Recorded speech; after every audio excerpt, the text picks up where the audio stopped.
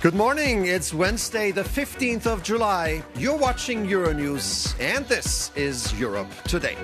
Welcome to the program. I'm Stefan Grobe. Coming up, reshuffle in Kiev.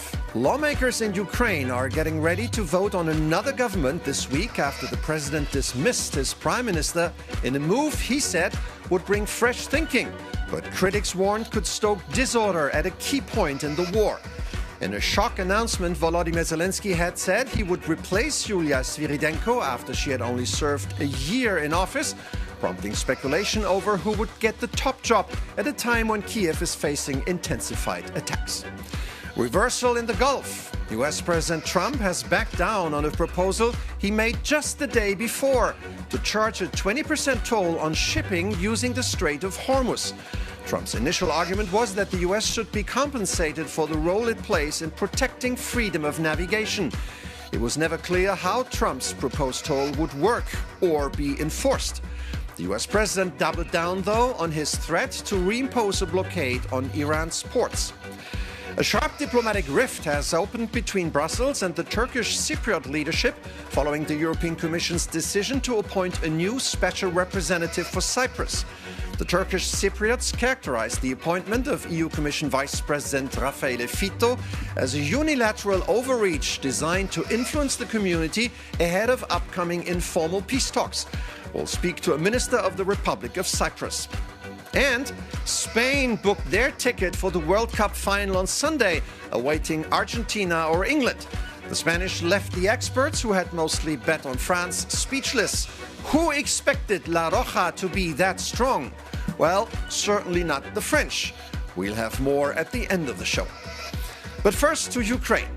After just 1 year in office, Ukrainian Prime Minister Yulia Sviridenko is out as parliament backed President Zelensky's call for a political reset, triggering a full cabinet reshuffle at a critical stage of the war. The move raises fresh questions over Kiev's strategy, governance, and the country's reform agenda as it battles Russia and pursues EU membership. Our correspondent Sasha Vakulina joins us now with the latest. Good morning, Sasha. Good morning. So, Sasha, the Ukrainian parliament backed Volodymyr Zelensky here on this matter. Tell us about the backstory. Why is this happening now? Look, Ukraine cannot hold elections because of Russia's full-scale invasion, because of the martial law. So this sort of a reshuffle is the only way to introduce certain changes. This is not the first time it happens since the beginning of the full-scale invasion in February 2022. And the previous one was, of course, last summer. Now, the big questions here are two key positions specifically.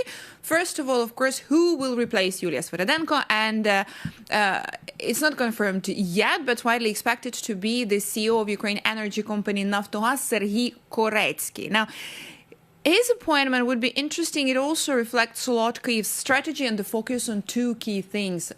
First of which is the protection of and energy resilience for the country, given Russia's strategy of deliberately knocking it out. And the second key position is the defense minister. And this is where things are a bit more tricky, because Mikhailo Fedorov, he's been in the position only for 6 months, and he's really widely respected among the military, among the defense sector, and the civil society. So the question is whether he is going to be replaced or he's going to keep his position as a defense minister, also at a time when Ukraine has intensified its long and mid-range strikes against Russian forces, and specifically in Crimea.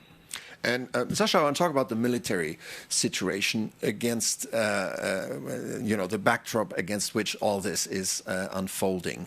The month of June was among the deadliest among the civil population since basically the beginning of the war, for a lack of air defense. Now, how can Ukraine strengthen that air defense? Indeed, and this is where Ukraine needs the help and the support of the partners on numerous aspects. Now, confirmed by the UN, at least 293 civilians were killed in the month of June. This is the highest since April 2022, Stefan, since the very first weeks and months of Russia's full-scale invasion.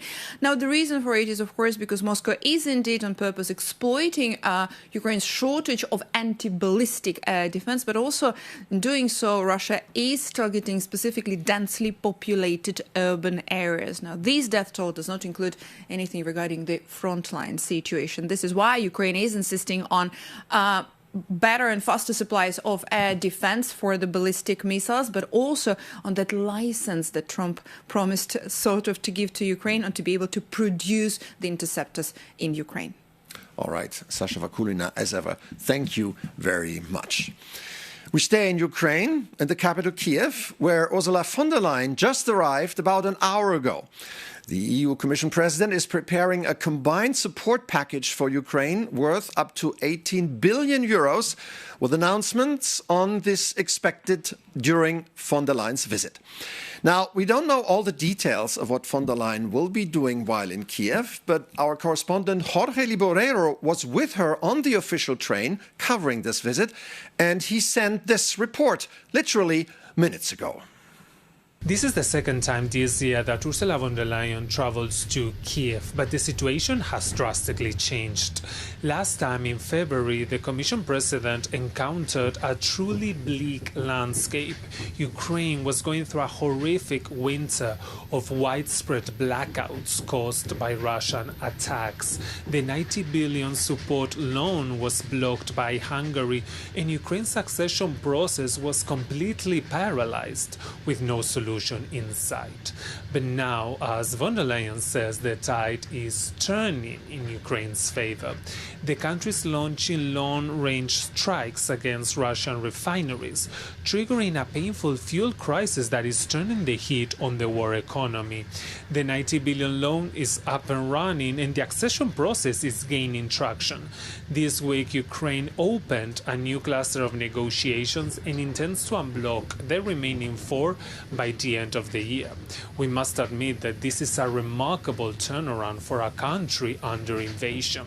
This is the sort of encouraging message that von der Leyen will deliver today when she meets with President Volodymyr Zelensky here in Kiev. The two leaders are expected to announce a brand new deal to build and store drones on European soil.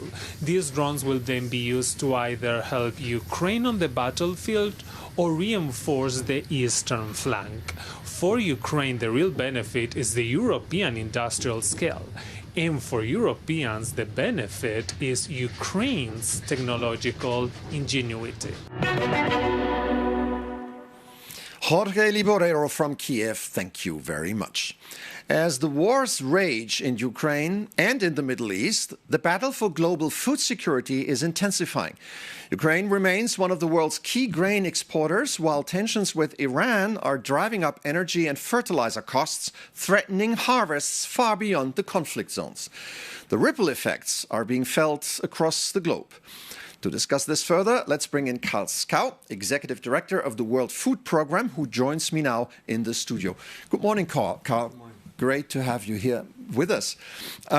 Before we get to the global affairs, I want to talk about the people who really suffer in this war. You just came back from a trip to Ukraine. Tell us about what you saw. How are people struggling there?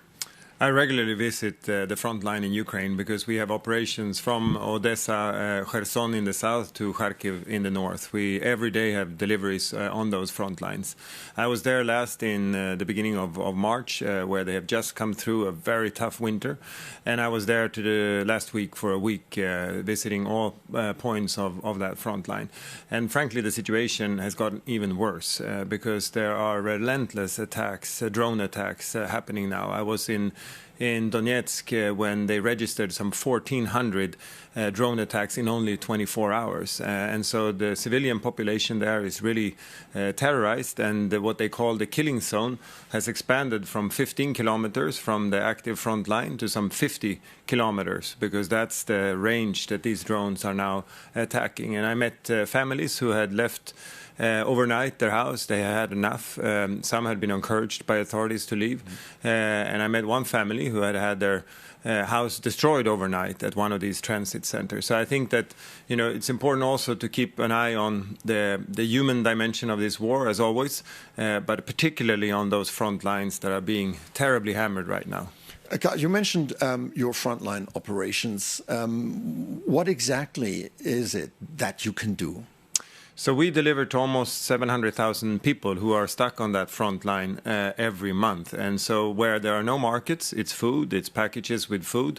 Where there are some functioning markets, it's cash. And in some places, it's a mix of both because the markets carry some products, but not everything you need to survive. But we're also supporting the children that are in these bunker schools on the front lines with school meals. It's a way of ensuring that they have at least one nutritious meal a day. It's also a way of making sure they come to the school, and we buy the food locally from farmers to help also the local farming community. And we are supporting farmers to get back on lands by surveying those lands so that they know what is contaminated by mines or other explosive ordnance, but that they can be back and farm on the others, which is important for food security in the area, but also for the resilience of those communities. Let's switch to the Middle East for a minute. How does the war in Iran affect global food security? Well, it's hit at many levels. I mean, the most immediate humanitarian impact has been, of course, in Lebanon, with hundreds of thousands of displaced people there.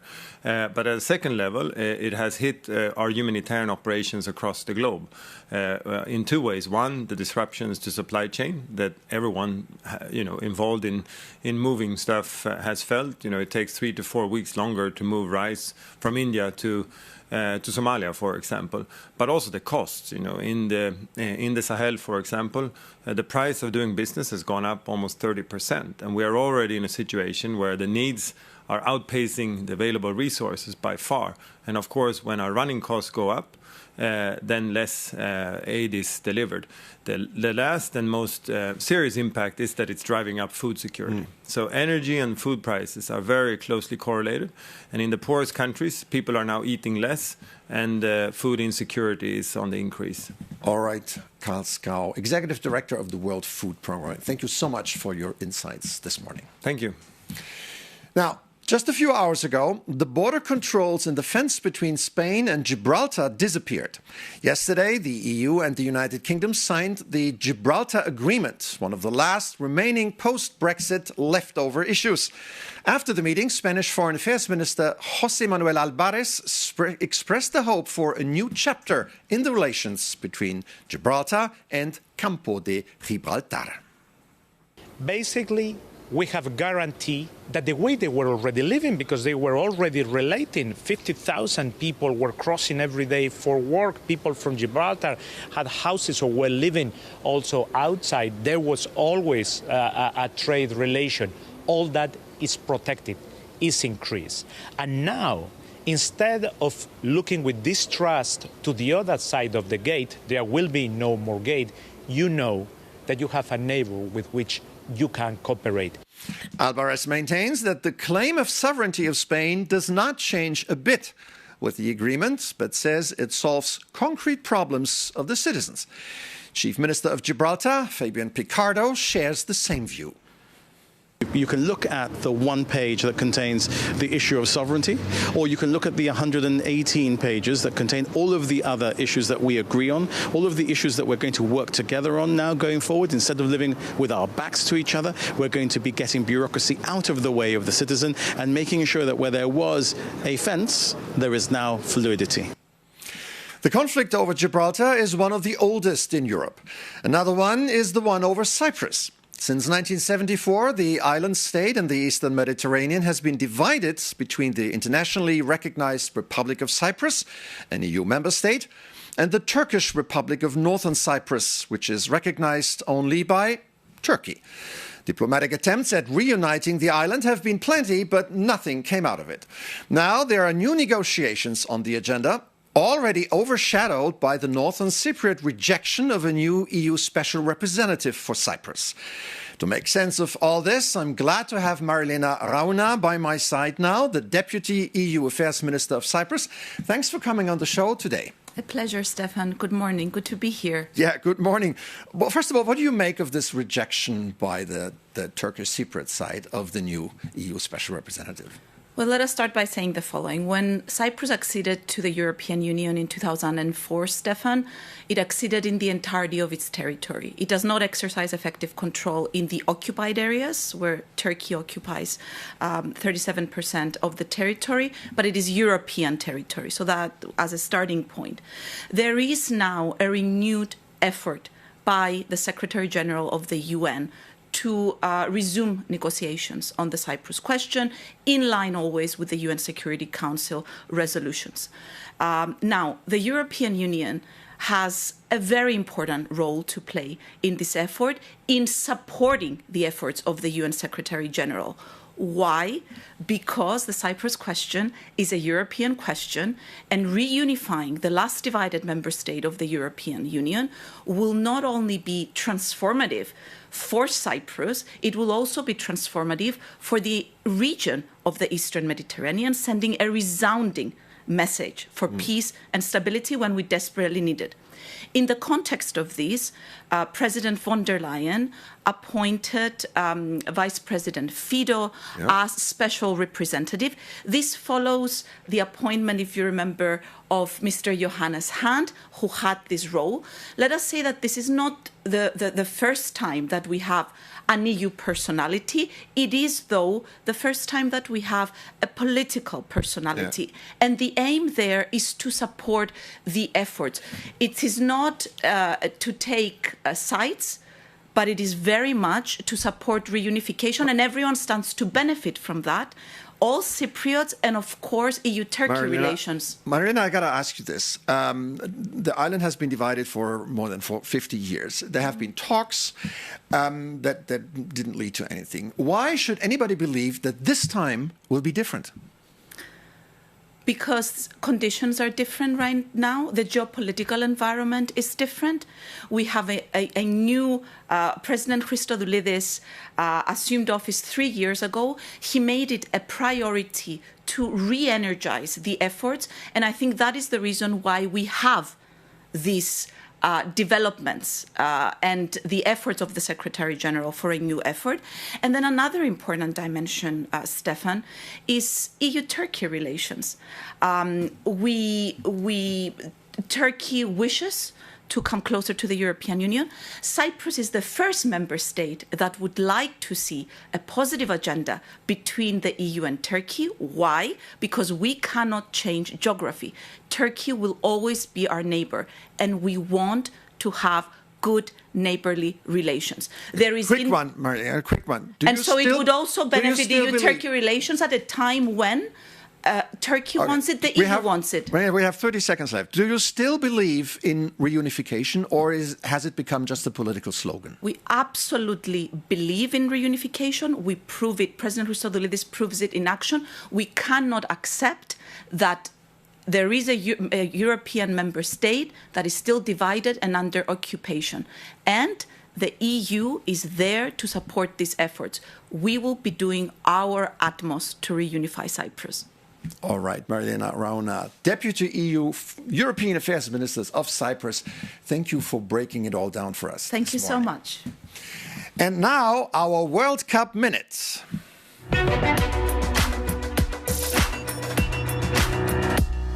What a night in Dallas. Spain spoiled the Bastille Day party and beat France, the big favorite of the tournament, 2-0 with goals from Mikel Oyarzabal and Pedro Porro, and is now in scoring distance to glory. A performance the team of Luis de la Fuente delivered with deadly effectiveness against Les Bleus, who were surprisingly confused. The final whistle sparked celebrations among the thousands of Spain fans who had traveled to Texas and among millions of people in Spanish cities. La Roja are back in a World Cup final and keep alive their dream of winning the second World Cup in their history after 2010. On Sunday, they will aim to be crowned world champions against the winners of the other semi-final between England and Argentina in Atlanta tonight. Kickoff is 9 p.m. Central European Summertime. That does it for us today. Tune in again tomorrow. I'm Stefan Grobe. Take care and goodbye.